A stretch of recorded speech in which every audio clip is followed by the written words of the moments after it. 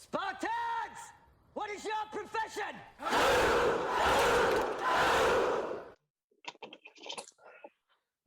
Yes, people, another edition of Knightz and Roundtable Discussions where we discuss all sports all the time. Got my guy, The Truth, with me. How are you doing, sir? Not in the mood. Not in the mood. Fam, we're both in the same boat. It's not just you. I finally joined the man them. I'll tell her, if this result stay the same, then there's no way I can let you stay. Because not even because of us playing, yeah. Not even losing in the Europa League. Imagine losing to that clown. I just don't want to lose to that clown. Man says he doesn't want to lose to Count Dracula, bruv. He was awful, and now you're gonna let his stupid He is the king. He is the king of Europa League, bruv. I don't care. I didn't want to lose to him. It's because then it's unjustifiable us sacking him. It's unjustifiable. It's true. Because what's he done? What we're going to be worse off than last year. He might go to the final and win the Europa League. I don't know. Listen, I'm not happy either. People, sorry if you don't know what we're talking about. Obviously, you lot will get this recording on Friday, but currently the Europa League games are on, and Arsenal are 2-0 down, and United are 2-1 down at half time. So neither of us are in the mood at the moment. But obviously, it's been a while since we've done any football talk. We've been on a hiatus. Like, life has taken over, work started back, but obviously we've come back because we know you, the people, have been missing it. Before we start, as usual, make sure to like, share, comment, and subscribe to the channel.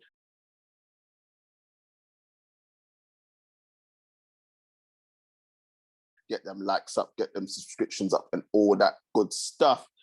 We are going to be talking football. A lot has gone on since we last put the whole ESL video out, where it was basically brought out and people were the big six in the Premier League were going over. Since then, obviously, it's been, I want to say, put on hold, because I don't think this has gone away. A lot of people are saying it's dead now, it can't happen again. But I will say it's been put on hold because I have a feeling it will come back at some point. But out of that, a lot of things have happened for the English clubs, and a lot of protests have occurred. A lot of people saying that they want the owners out, and in particular, Arsenal Football Club. They staged a massive protest last week Friday. Was it last week Friday? I want to say it's Friday. Last week Friday. Thousands of fans. I commend them for doing it, to be honest, because at the end of the day, when you see a protest, you want to see a proper protest. And from that, we've got the owner of Spotify coming out and basically saying that he wants to buy Arsenal. He said he's been an Arsenal fan for 30 years. He wants to basically get the fans back on board. He wants to establish a relationship back with the fans.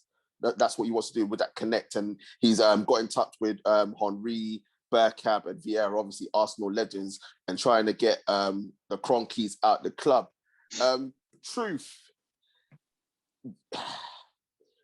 Can this happen? Can he come up with enough money, which he says he's had, to put up a serious offer to get the Kroenkes to give up this football club and hand it over to him, basically hand the keys over to Daniel Ek? So the way I see it is, from KSC side, that's Kroenke's the company, they are coming out and saying that they're not going to sell. At the moment, we don't know if it's bravado, because obviously you can't come out and say we're selling, because that's going to lower the value, lower the asking price as well. So obviously they're doing their due diligence and saying they're not going to sell. But it's a stage where you cannot believe for 1 second that the Kroenkes, who have never put any money into Arsenal, you cannot believe for a second that they are happy with the current things going on. because it's going to be soon where, as a club, we're going to be hemorrhaging money. Yeah. COVID's already hit us. I think we're going to first time we're going to post a loss in, can't remember how long. And slowly and slowly, the fans are going to be more and more aggrieved. And my personal thing to push things forward, and I'm going to say it loud and say it so fans can hear me. When the stadium reopens, do not go and shovel money back into the stadium. Our match day revenue is 1 million every match day. Take away even half of that. Take away half of that, they will be forced to sell. So let's take it out of their hands. Sorry, Cavani made it 2-2. Sorry, carry on. I don't think you saw my face. Like, carry on, fam. Sorry. No, let's take it out of their hands in terms of whether they want to sell or not. Stop putting money in the club, and I guarantee you they will be forced to sell. But our fans are so stupid. You're going to see on match day, you're going to see stadium full. You're going to see people outside buying merchandise, buying food, and putting the money back. So either the fans there, as a fan base, we do something about it, or we just sharp about it. Message. That's it. No, 100%. I agree with you. And these are the things that we on this channel reiterate. And it's not just to do with selling the club. We even said the whole thing about the whole racism online, and we're gonna touch on that. Obviously, with what's going on this weekend, but we always say it's the common denominator to everything, and it's money. So I 100% agree with you. I want the United fans to do it. If we really want the Glazers out, if Arsenal fans really want Kroenkes out, first thing you do is stop the money, right? Because once you stop the money, that's when they will start to listen. Now, obviously, it's a thing where, obviously, initially when fans are allowed back in the stadium, you're going to have, I think it's about 4,000 or something like that. You're going to have allowed in, depending on the capacity and whatnot. Don't go. Just don't go. Continue doing what you're doing. Continue, but like as if you weren't allowed in there, and watch it on TV. Make sure that these guys lose the money, because once they start losing money, then it becomes a problem. And then one or two things will happen. Either they'll stand up and listen and be like, you know what, I don't want any more a part of this. It's become too toxic, and they will sell to someone else, or they'll be like, oh shit, well, I can't afford to be losing money off this football club, but it's making so much. So now I'm going to start investing in the football team. Because as you said, Kroenkes haven't put their hands in their pocket once to put any money into the club. All the money that the club, all the money that's spent on the club is generated through obviously deals and revenue and match days and all that. And it's same thing. Glazers are slightly different. But with us, it's the Glazers have taken more money out of our club than they've put in. But now, and I love the point that you brought up there. But in terms of the Kroenkes have never sold anything that they've owned, any franchise, any clubs that they've owned, they've never sold. And obviously they know that amount of money that Arsenal generate, and it's been touted. I know you said about 3 billion, but it's been touted that Eck is going to be trying to bring up money between 1.9 and 2.3. That's the first offer that he's going to go with. Do you think if the Kroenkes knock him back, that he'll be able to stump up more cash and drag this out for the long term until he gets a hold of it? Or do you think it's going to be one of them ones where it's like, here's the cash that I'm offering, I'm probably not going to go that much higher, and if you don't take it, then I'm just going to have to leave it? If I'm honest with you, I'm not convinced about this Eck guy, because clubs like United and Arsenal, we need big time sugar daddies, not these basic billionaires. I know it sounds funny now, and 10 years ago it was fine, but our clubs right now are worth what, 3-4 billion. Yeah. So it doesn't make sense. The finances, as of right now, I can't see how he finances a deal where it benefits him. If he can get it for as cheap as 1.9 million, then yeah, that sounds good. But I doubt the Cronkies are going to sell it below the value of what we really are, between 2 and 3. So if I'm honest, I am not confident about Eck in particular, going for this. I think someone said that Cronkies were worth 7 point something billion. Yeah, apparently I think Stan is worth like double what Eck is worth. Yeah, so it's like, I'm not sure about the finances about that, to be honest. But it's gonna get to a stage where anyone's better. Anyone's better than what we have now. And right now, we've actually gone to a mid-table club. Once we go out the Europa League, we will officially be a mid-table club. And things are gonna have to change somehow. Either way, they're gonna have to change. Yeah, 100%. I don't think you're going to want to hear this, but Ceballos has been sent off. Huh? Ceballos has been sent off. 2 yellow cards. Wow. Yeah, it's just going from bad to worse at the moment for Arsenal. But nah, I 100% agree with you. And it's difficult because I like the sounds that I'm hearing. Like, listen, at the end of the day, I'm not an Arsenal fan. If you lot are struggling, it doesn't really bother me. But the one thing because I've got obviously like how many Arsenal, I've got loads of people that are Arsenal fans, family are Arsenal fans, the missus is an Arsenal fan. And the one thing I can agree with is we're both in the same boats in terms of owners. So when you hear Eck, who is another foreign owner, but seems to be saying the right things in terms of being a football man. Yeah. When you see something like that, and obviously getting Henry, Vieira, and Bergkamp on board, who are Arsenal legends, he's making the right noises, and I think that it's going to take a hell of an offer that I personally don't think he can afford to get the Cronkies to relinquish. But if he could, what would that do for Arsenal Football Club to get it finally out of the hands of the Cronkies, who've been just doing nothing but taking money out of the club and into someone who sounds like he's gonna invest in the club, sounds like he wants to build a relationship with the fans, and has also got the 3 big legends of Arsenal are gonna have some form of influence on the football club. How big would that be for the football club going forward if they were to get the club from Kroenke? It'll be an even playing field, to be honest. Regardless of what people say, we are still the 3rd biggest club in the Premier League. Globally, the only clubs bigger than the English clubs are Real Madrid, Barca, and Barcelona, and Bayern Munich. That's about it globally. Apart from those 3 clubs, there's no bigger team than the 3 English clubs: Arsenal, United, and Liverpool. Globally, like, that's it. Even you can't Chelsea, Man City, they've got an inflated market. Their money, their market is really inflated, and they still don't have the fan base that we have. So it would even the playing field.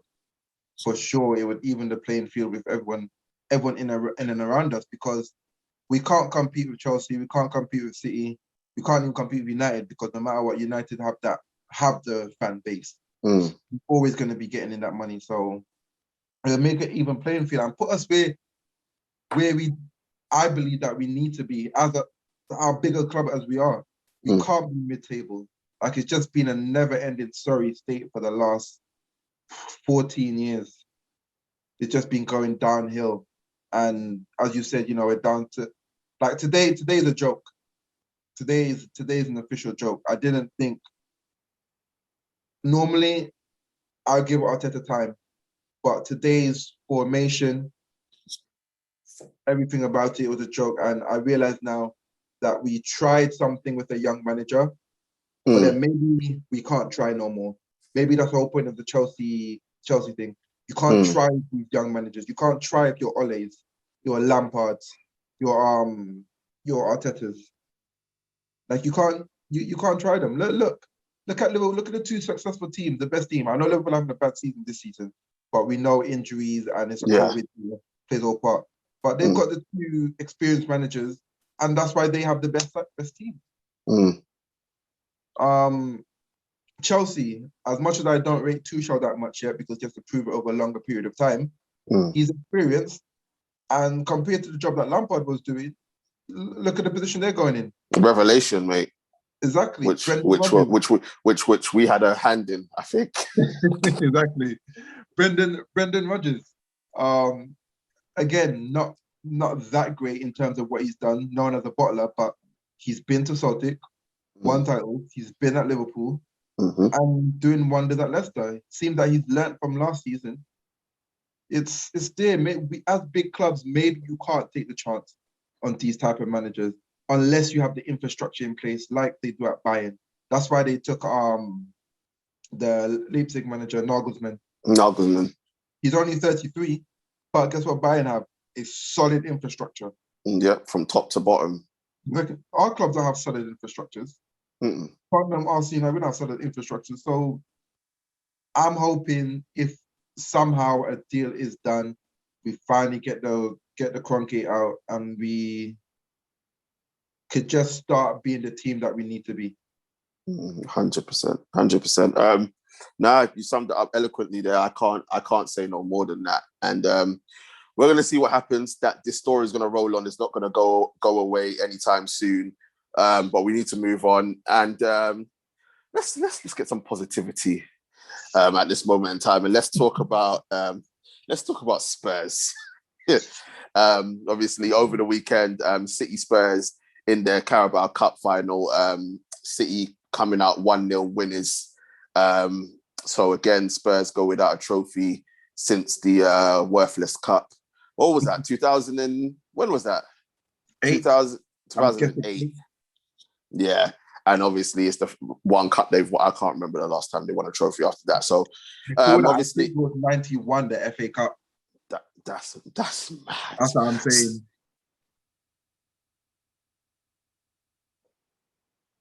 So Dulux, sorry. So Dulux are gonna be like, listen, Dulux did the right thing when they were putting out them tweets, right? With the empty cabinet and that. They knew what they was doing. They foresaw that Spurs weren't gonna win anything. But on a serious note, you sack your manager 6 days before a cup final. You appoint someone that's younger than some of the players that you've got, only a year older than your talisman. What the fuck did Spurs expect was going to happen? I know why they did it. And you as a Man United fan, you should know why they did it. Oh, yeah. It got too toxic in the back room. You can imagine things were being said, players were being consulted, and it got too toxic. When you start ostracizing players like Dele Alli, who, was there before you, has rapport with a lot of the players, you run the risk of alienating yourself. And there's loads of talking, back chat. Before the locker room could take care of itself. I remember Vinnie Jones, I was watching Vinnie Jones' thing recently last night, and he's saying, look, the locker room take care of itself. Like, there was leaders in there, and you would never be afforded to talk at all. And right now, because there's like different factions, there's the English, there's a foreigner, people are just going to be talking. There's an age group, there's people that like the manager, there's people that don't like the manager, those are factions. So what Tottenham Levy was probably thinking is that sack him, get the guys together, the new manager bump. He was hoping the new manager bump will help them win that trophy. Unfortunately, it didn't pay off because Ryan Mason doesn't know anything about football. So, but that being said, nobody could stand here and say that Mourinho was going to win that title, win that Carabao Cup. I know it's a one-off, but no one's sitting here saying that Mourinho was going to win that. No, it's true. But they would listen. The one thing we know about Maureen, as much as we don't like him, is that he knows how to win trophies. And they would have had a better chance with him than without him. Now, I've spoken to a couple of Spurs fans, and they said that there was another reason why he got sacked before the cup final. and it's all to do with Daniel Levy. Basically, I think there was a clause in his contract that said that if he won the trophy, he would have to pay him a certain amount of money. And that's part of the reason as to why they got rid of him before the cup final. Because you could have got rid of him. You didn't need to get rid of him before the cup final. You could have got rid of him after if they lost it. But Daniel Levy got rid of him because they didn't want to pay him. Obviously, the ESL money dried up. and they didn't want to pay him the money if Maureen would have won it, which is incredible if it's true. But a couple of Spurs fans have told me that. I don't think it would have been that much, though. So the only thing I could imagine is that he was definitely going to go at the end of the season then. I think he was going regardless. So I think Levy just thought to himself, you know what? I'm not paying you if you win the cup. So I might as well just get rid of you now, bruv.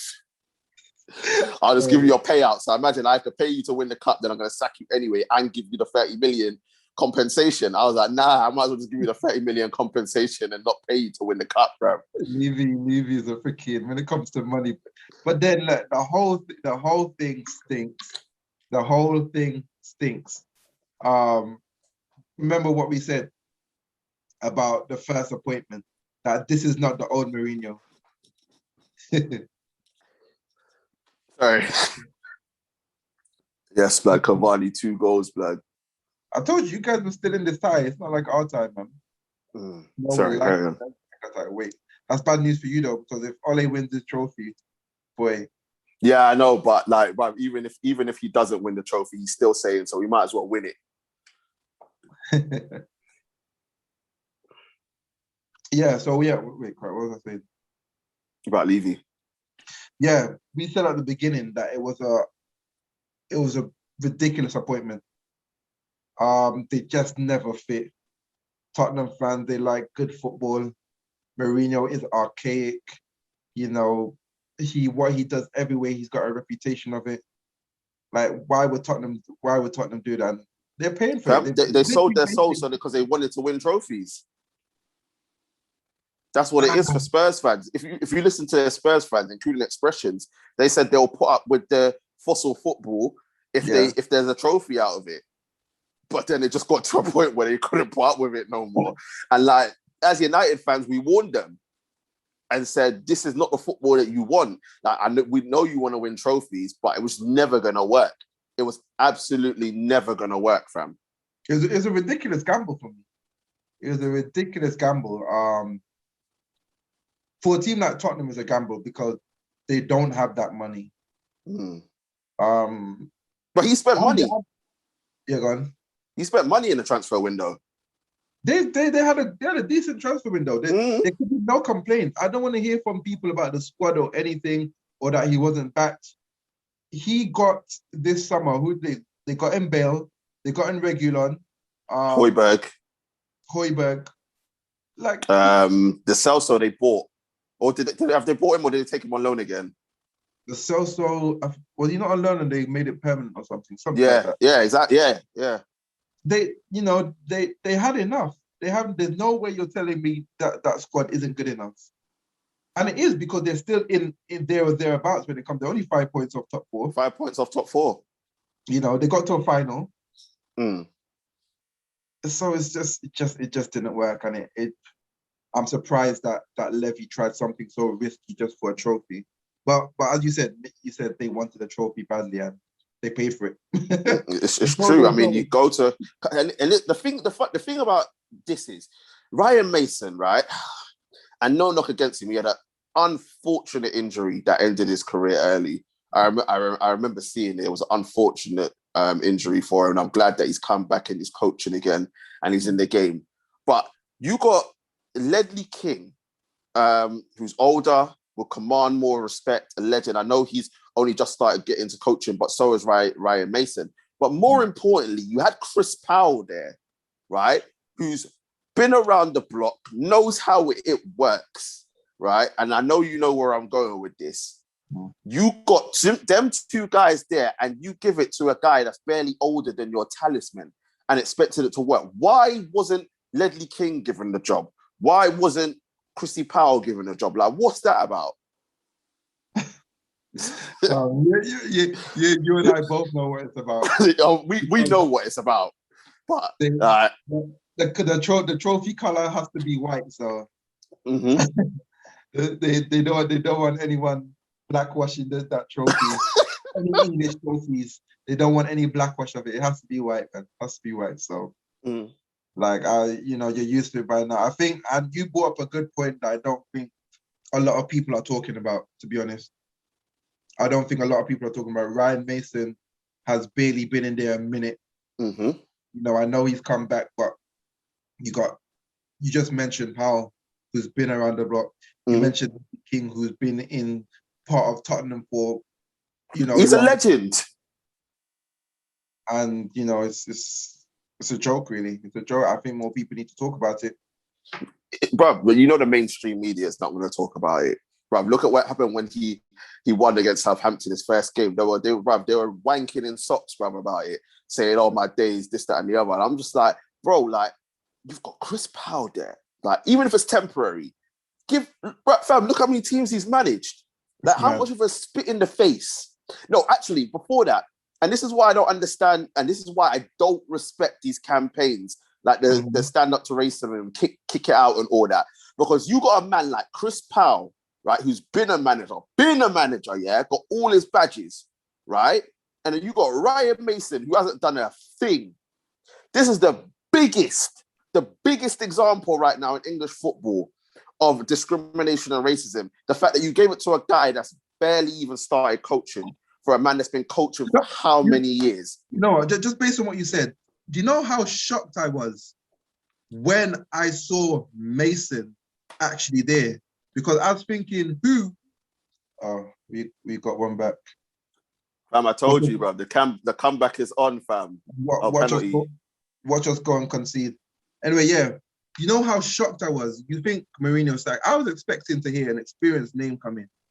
And when I saw Mason, yeah, I initially thought this can't be the same Mason who retired because of that injury that he had. It can't be 29-year-old Ryan Mason. I said it couldn't be. And then I was like, oh my days, is this where we're headed? Is this where we're headed? Black Lives Matter for what? Don't go kneel down and telling me this is what you're doing. Kneeling for what, bruv? Kneeling for what? And this is my point. Oh, it's a penalty check. Kneeling for what?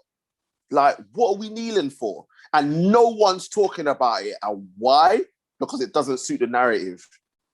It doesn't suit the agenda. It's all well and good to be pointing fingers at other countries and all that, but what is one of our own, and it's not getting the airtime. Because the biggest stroke, and the first thing when I saw it, I was like, I'm sure Ledley King's part of the coaching stuff. I didn't even realize that Chris Powell was there. It's only because my coach on Saturdays, he's a Spurs fan, and he said it, and I was like, "Raw, well, if he's there, then why didn't he get like what is it?" And it comes back to the same damn thing. Face doesn't fit. Color of the skin doesn't fit. It's ridiculous. We got a penalty, by the way. Jeez, you guys wrapping this tie up, eh? But this is what I'm saying though. Imagine, yeah. So, as you said, the face doesn't fit. The face doesn't even fit for an interim manager. We're not even talking about making a manager. I'm saying just put him in there until you got 5 games after the end of the season.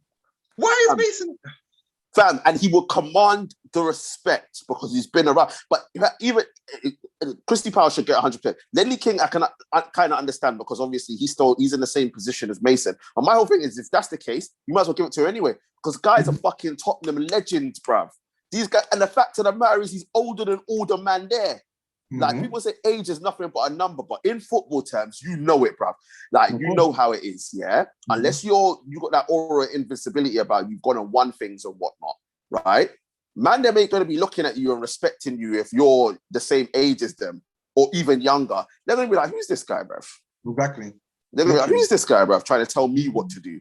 Like you got better guys with better football careers than him, and I admit it got cut short. But these are some of the things, the unconscious bias that people will have in their minds, thinking, "Oh, I've done more in football than this guy has, so who is he to tell me anything?" Like it's a joke. At least with Ledley, every man's gonna respect him, right? what he was to that club. Even though, like, obviously they had to patch him up every single time. But bro, you knew in the big games he was gonna do his job. Yeah. And he's been part of the club since he was a youth, and he's been an ambassador for the club and everything. And then you go and give it to this novice that didn't even finish his playing career. Obviously got ended short, but didn't even finish playing. Like, come on, bro. Be serious, guys. Like, let's be serious. And like all these big media, Sky Sports, BT, all these guys kick it out, stand up to racism. Piss off with your shit, because you're not doing anything for people. You're not doing anything for people. It's obviously not working. Not at all. But anyway, back to Tottenham, because we're supposed to be laughing at them. But on the final point, like, I mean, go to a cup final, 2 shots in the whole game. Bro, after losing that, if they don't make top 4, surely now it's open season for Son and Kane. It is, or it should be, but who can afford them? Who can afford them? You know, Levy, I know he's probably going to have to take anything, but Kane, you're still probably looking at 100, 120, 130 mil. 5-2. No, it should have been, but Smalling blocked Cavani's shot. Okay. Yeah, who can afford these guys? Who could afford to pay over 100 mil for Harry Kane? Because you're probably thinking the 2 people are looking for is Mbappe and Haaland. So Harry Kane probably third on the list. And you're looking, who? Probably PSG, maybe PSG. But would Harry Kane want to go to France, go to PSG? Nah. I'm not sure about it's a good fit for him. United, can they fork over 100 mil for a player? Well, if they want Sancho, they're going to have to. That's the thing. Like, so you got Sancho as well. I don't think Sancho's a priority for you guys. If Cavani doesn't say a striker is definitely a priority for. Yeah, if Cavani doesn't say a striker's a priority, but if he does, then our focus will be on Sancho. Do you think you guys could spend 200 mil? Nah, not in this climate. chance. Yeah, not in this climate. Bruv, even 100 is asking a lot. Pogba! You guys are ripping them to shreds, boy. Bruv, this is what should have happened, but I told you, man, already. They didn't want that football at the back stick, bruv. At the back. That tie is over. 5, you know. Yes, bruv. That means we can go all out for the weekend game, which we'll get into when we do our predictions. But yeah, sorry. So who's going to afford him is my question. Yes, it's open season. Kane's already said he wants to leave, but unfortunately, being the idiot that he is, he signed a 3-year contract. He signed a 6-year contract, so he's tied down. He's got no wiggle room. He's got what, 3 years left still? 3 years left. He's got no wiggle room. And this is the thing, is that he's an idiot for signing it, because now he's priced himself out. We know what Levy's like. So the only way Sugarcane can now find a way out is he has to put in a transfer request. He has to make some noise. Yeah. But also, can it be a case of, with him doing that and Spurs now needing the money to pay for their toilet of the stadium, right? Surely a transfer request from Sugarcane with him down tooling and 80 million offer could get him out the door. 80 million. Plus Sugarcane handling a transfer request. We know Spurs need the money. Especially if they don't get the Champions League. They're definitely going to need the money. No, I'll tell you why not. Because when you owe the money that Spurs owe, or how much the stadium costs, 18 million doesn't make a dent. You need 150 plus. I'm not joking. 80 million is not going to make a dent. 80 million is going to be like you broke your bone and you put in a plaster over it. So they need 150 million. Probably Son, who's probably got, I don't know if he's got less time in his contract, but who's not worth as much. Probably Son could go for 80. I think, but you know what it is? I think, you know the biggest joke about that, yeah? I think Sugarcane is more likely to leave than Son. I think the fan base that that Son's built up with Spurs and the way how they love him, I think he's going to be less reluctant to leave. Like, if I'm Son and I see Bayern Munich, because Bayern Munich, it's a big thing that Bayern Munich are interested in signing Son, right? So my whole thing is that I think if Bayern Munich came and said 60 million for Son, I don't think Son would want to go. But I think someone coming in, Harry Kane handing a transfer request and saying 80 to 90 mil, I think it's more likely that he'll go. But at the same time, I agree with you. I don't think Levy is going to let him go for no less than 150 to 170 million. Yeah. And this is the problem for Sugarcane, unfortunately. It's a thing where signing that deal has basically left him in no man's land. And he's 28 now. Them ankle injuries are becoming more of a thing. Exactly. Yeah. So by the time you're looking at being able to leave, you're going to be going into your 30. You're going to be 30. Yeah. And then it's going to be like, well, boy, if your injuries keep reoccurring, who's going to then want you and want to give you that 4 or 5 year deal, like when you're 30? So that takes you to 34, 35. So he's at a crossroads. Sugarcane's at a crossroads. Sugarcane, listen, you got to slap down that transfer request. We'll take you 50 million plus a transfer request, because we need to get Jadon Sancho. He has to down tools. Is what you said. He has to down tools. Otherwise, he has to down tools. Because Tottenham have to be in a position where, look, he's not playing for us. There's no point of keeping him. But he can't, because Kane is not gonna. He's not going to do it. He's not going to down tools, because he knows what Spurs means, and he wants to be a Spurs legend, and he doesn't want to rock the boat. But bro, you got to do what you have to do in it, because at the end of the day, if you want to go down as a legend, you don't want to be a legend that didn't win anything. You don't want to be a legend that didn't win anything. Like look at the likes of Matt Letizia. You don't want to be that guy.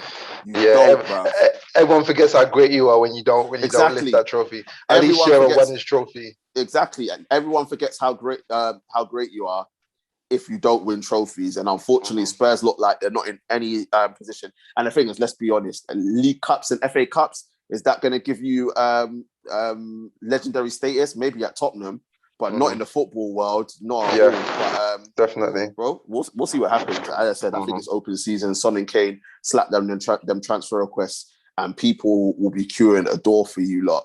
I want to talk about. I know I didn't say this to you in the group chat, but it's only because I saw it today, and I was like, oh yeah. Obviously, the Premier League have now decided. Fam, I told you these guys are watching us secretly. They've decided to boycott social media. I think it starts from tomorrow to Bank Holiday Monday. In a response to the social media platforms not doing enough to tackle racism, which has been commended. Obviously, we know Thierry Henry came off of social media, Swansea City, Birmingham City, Rangers, some players come off social media as well. And obviously, when we spoke about it, we said this is what they need to do. They need to hit the companies in their pockets. Is this a start of something that's going to roll on until this gets eradicated? Or is this just a token gesture to show, in inverted commas, that the Premier League are actually now trying to do something? Only if it's permanent. And the EFL as well. And the EFL, sorry. Yeah. No, only if it's permanent. Only if you be like, if it carries on, let's say they come back and it carries on and the companies haven't done anything about it, you'd be like, that's it, boom, we're coming off permanently until you fix it. Otherwise, the company's going to be like, oh, this is just a threat. They're going to come back to us anyway. And, it will all blow over. We'll make some more policies like, oh, you can't put monkey emojis in your thingy, in your whatever name you put up. But that's about it. So the only way is that if it carries on, they permanently go. It is a start. It is something that we suggested. I'm glad Henry was the catalyst for it. We said it. The only way is to totally come off there. I don't know who it is. I think it. What's that? I don't know if it's Adidas who's stopping the advertising, which is huge. Yeah. I didn't hear that. Yes, someone's stopping the advertising for a while. I don't know if it's for a week or it's a few days, but they're stopping the advertising, which is big in itself because that's where the money is. You know, that's where That's it. advertising. That's where they make the most of their money. It's through the advertising. So that would be massive. Exactly. So as you said, hitting them in the pocket is a start. If it carries on, it has to be made permanent. Has to be. 100%. I agree with you. And as you said, it's a thing where will they really take notice? Will it be a case of, oh yeah, you're going to be off for a long weekend or whatnot, but you're going to come back to us and everything's going to go back to normal? And as you said, we'll probably like try and adjust the smallest thing and not do anything about it. And and that's what I'm looking at. I'm looking at what happens after, and I'm looking at if other places will follow suit. We know that obviously certain countries racism is a lot worse than, no, actually I wouldn't say worse. I say racism a lot more in your face than here. It's a lot more in your face than over here, right? So it'll be interesting to see if other leagues follow suit. It'll be interesting to see if other sports follow suit. And as I said, after, it'll be interesting to see if it carries on. Will then the Premier League and EFL basically turn around and say, you know what, enough is enough. We're all coming off it. And then once that happens, bro, watch how quickly things will change. As we've said, as we've been saying, watch how quickly things will change. I commend Thierry Henry for doing it and being a catalyst. But what we also need is current footballers, not retired footballers doing it. We need current footballers. We need current people in the public eye that are going to do this thing and keep putting it in their faces until there is a massive change. Yeah, because I said perfect myself. As I said, I think we're one of the first. I was hearing other people talking about it, but we're the one of the first said, look, they have to just come off it. They have to come off it. That's the only way to start things, and the ball's rolling now. So let's see what goes on.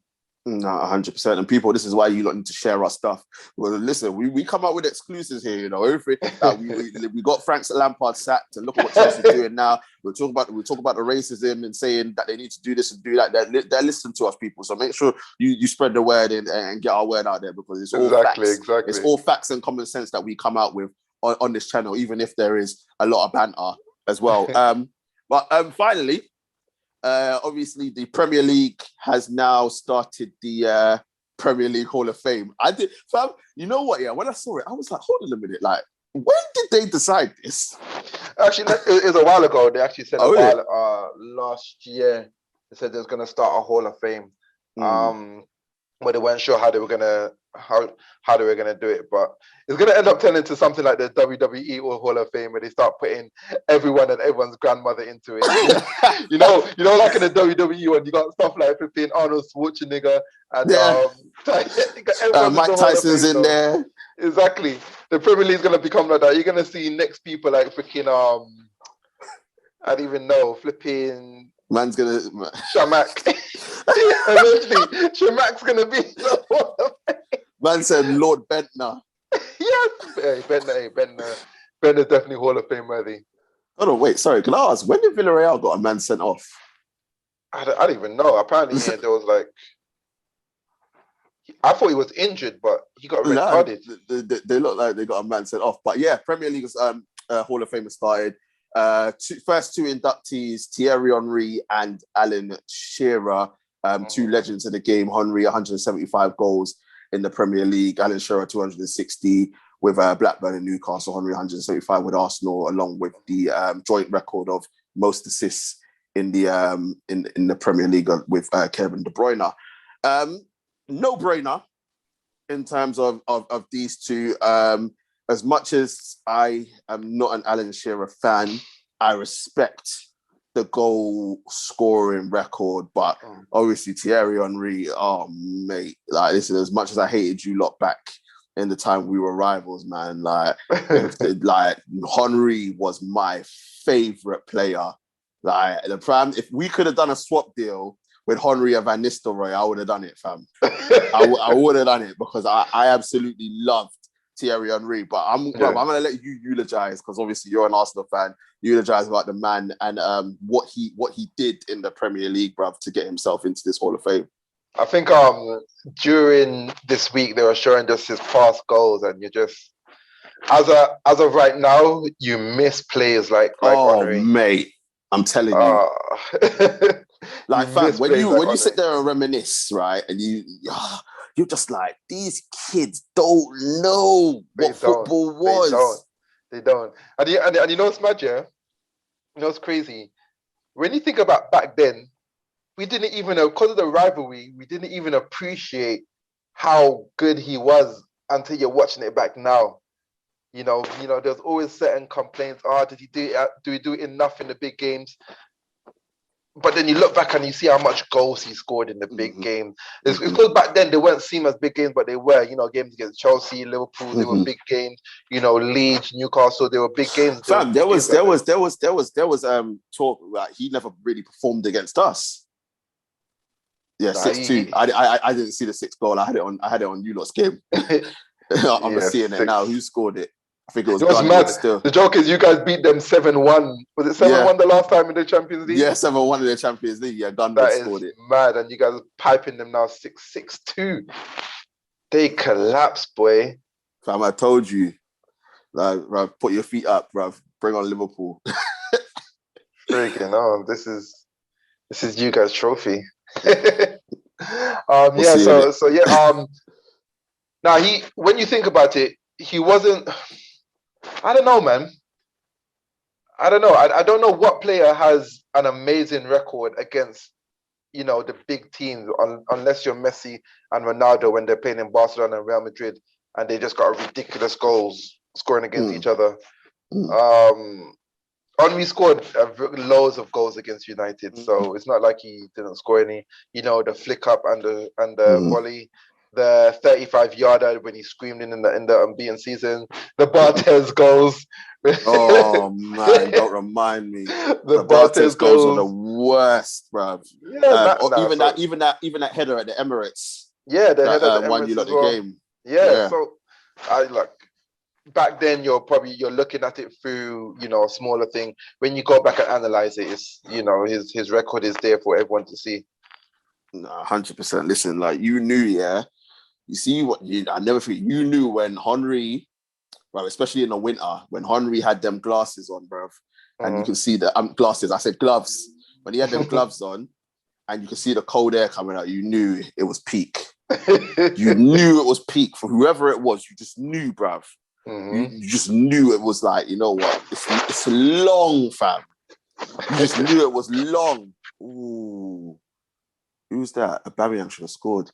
You knew it was long. And this guy, like I said, like, you can't find me someone that doesn't support Arsenal, that doesn't have the utmost respect and ratings for Thierry Henry and what he did in the Premier League. I mean, like I said, like for me, he's above Shearer for me, but that's just because of the type of footballer that I like and the fact that he has the accolades to back it up. Yeah. I know Shearer, obviously, 260 goals, which is phenomenal. Phenomenal. When you just talk about pure goal scorer, right? And the fact of the matter is that obviously he got his Premier League title with Blackburn, but he's playing Blackburn and Newcastle, two teams that you wouldn't associate with being title contenders, as much as obviously Blackburn won the title and Newcastle were a Champions League side, bruv. Listen, man like Aspria, bruv, Ginola playing with them, man there, Solano, Robert, like all these guys that he was playing with, and to score the amount of goals he did with not even the top clubs in English football, you have to respect what he did in the English game.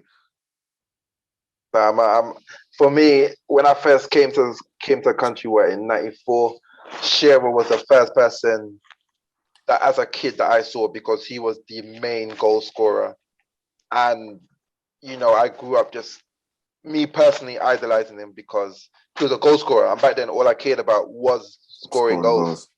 Headers, long shots, name it all. He was the number 9. He was the number 9. Your traditional English number 9, that was him. He was the first one, and he was prolific. He was prolific. Give him a chance. He's not like these strikers nowadays where they It's take 10 chances. Yeah, where they take 10 chances and they score. No, give him the ball. He more or less is in the back of the net. So for me, Shearer, as I said, his goal record, he deserves to be there. I'm happy for him, but I don't know. I don't really like. I don't know about the Hall of Fame, to be honest. No. Yeah, I don't know much because, as I said, it's just going to end up becoming like the WWE. How far does it go? I hope it doesn't. And this is what my thing is. What are the parameters? United games over has finished 6-2. Is Arsenal's team still going ahead? Yeah, and Arsenal's finished 2-1.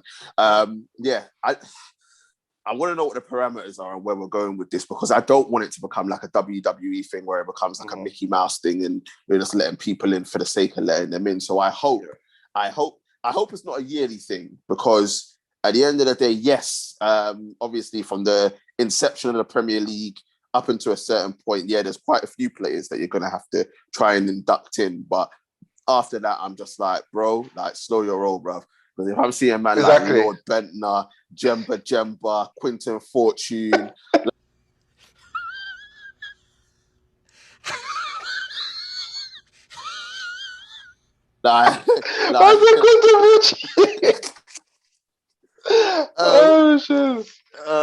if I'm seeing a man like that getting inducted, bruv, like man like Gravison and all them man there, bruv, like just getting inducted into the Hall of Fame. It just lowers the value of it. It lowers the value and becomes a laughing stock. But we cannot dispute that these two men in my background deserve to be there. Obviously, there's a vote going on right now of who the next 6 will be. Why don't they just do one though? What do you mean? One, maybe 2 a year, not 6. Or are they choosing? No. Basically, it's a pool of 24 players. Yeah, and I've seen, whichever 6 get the most votes are the next one's going to be inducted into. That's what I'm saying. Like, why is it 6 being voted? It has to be do it 2 at a time, so that way it remains. It remains that classy thing for a long time. It's true. 6.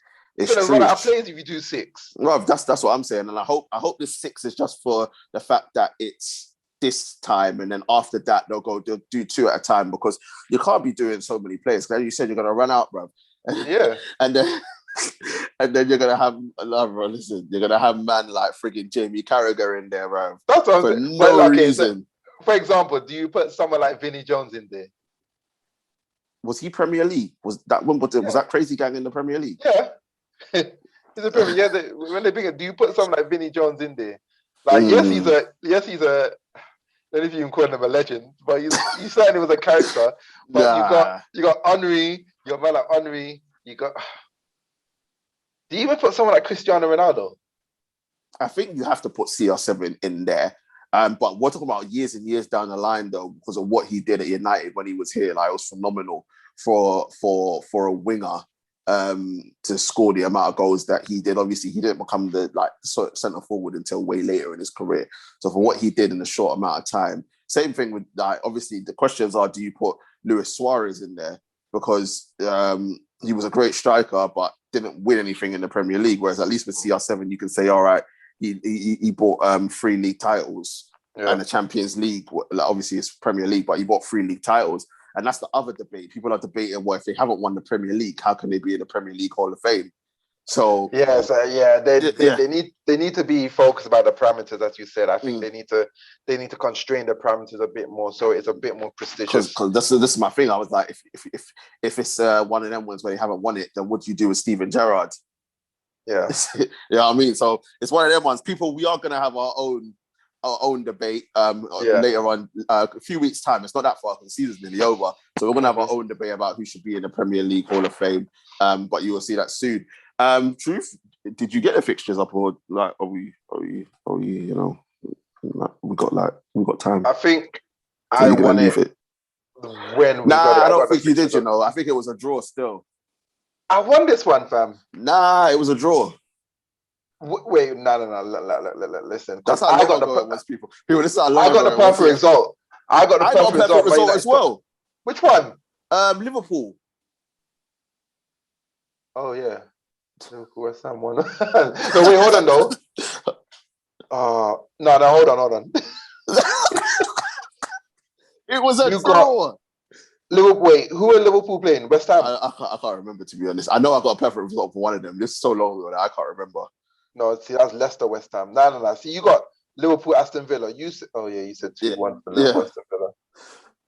Fam, it Yeah, was so you a got that draw. one. You got the Chelsea, Crystal Palace, right? You got Leicester, West Ham wrong. You got Man United, Tottenham wrong. And you got the Arsenal, Sheffield United, right? Yeah, see, I got the... Oh, what? Why did I say 2-2 for Liverpool, Aston Villa? Let me see. Fam, it was a draw. Oh, you're right, you know. It was a draw. Oh, my days. So me and TJ finally got his first point. Oh, man. Listen. No wonder he was so happy about it. No one man said, yes, we got to.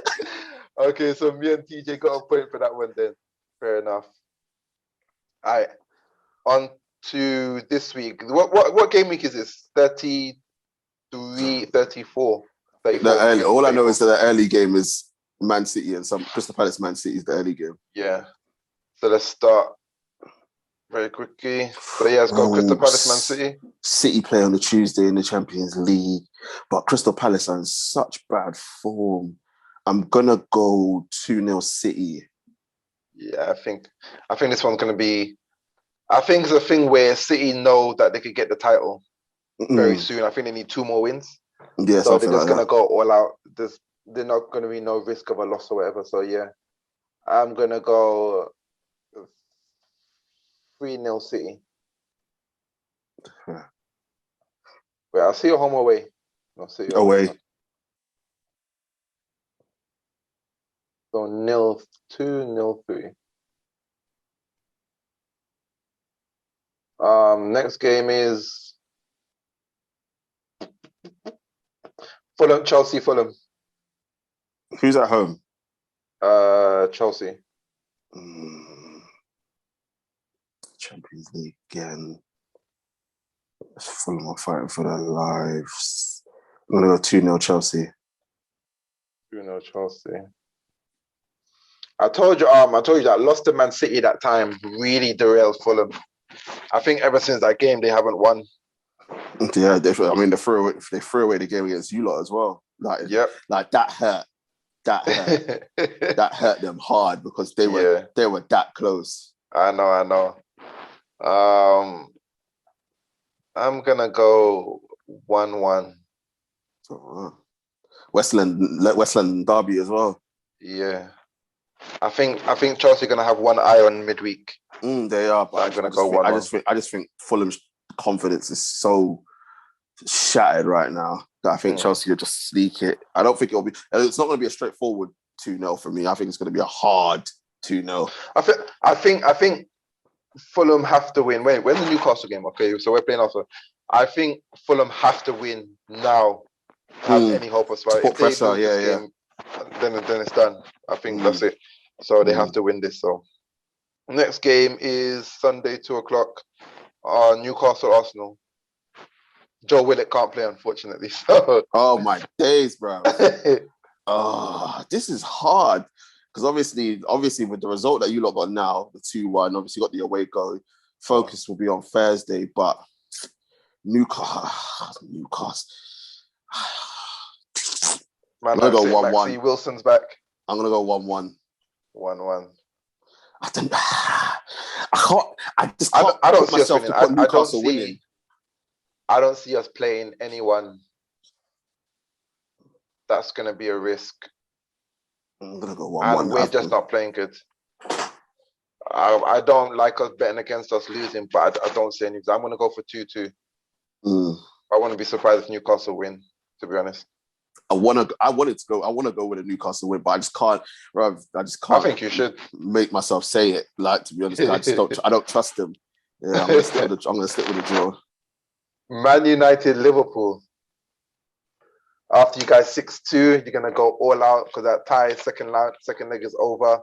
They're not scoring 4 goals without reply at home.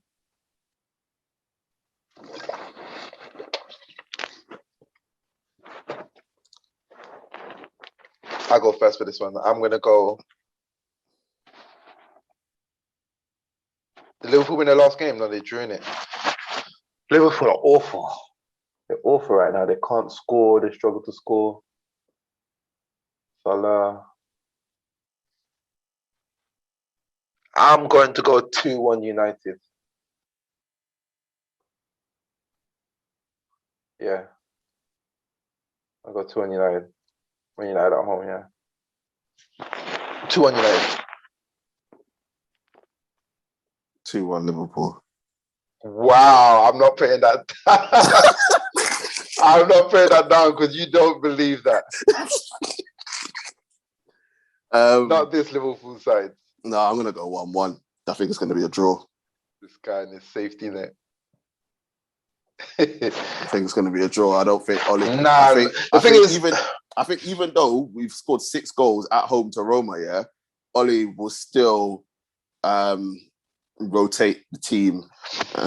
But the thing about it, you guys have a chance to stop Liverpool qualifying for the Champions League. Exactly, which you would think would be the main thing. And I said, this is why I said scoring six goals, 6-2, like for Roma to win 4-0 at home against us, like Oli should be shot if that happens. So my whole thing is that we should go all out, but I just have a feeling it's going to be a 1-1 draw. Fair enough. Especially because we're at home and Liverpool are away. If Liverpool are at home, I think actually no, it's because Oli bottled that as well. Yeah, 1-1. I'm not changing my mind. Last one, Tottenham, Sheffield United. Who's at home? Tottenham. It doesn't matter. Actually, it does matter. Oh no, but Ryan Mason's their manager. I don't even know anymore. If it was Maureen, I could actually say Spurs are going to win. What? Tottenham, Sheffield United. I'm going to go. I never predict. Nah, Sheffield United won the other day, so I'm going to go 2-2. 2-2, yeah. I'm going to go 2-1 Tottenham. 2-1 Tottenham. Who are Leicester and West Ham playing? Leicester have Southampton at home. No one cares about that. West Ham, who they play? Burnley. And I would have done them, but West Ham, I think they blew their chance at Chelsea. Lingard is injured. Major Who they injury playing now. at West Ham? Burnley away. Oh no, no one cares about that. And then Leicester probably confirmed top 4 with a win. Man, like Iniacho. Yeah, that's just, bruv. Just banging goals for fun. Bruv, scoring goals, bruv. Brilliant.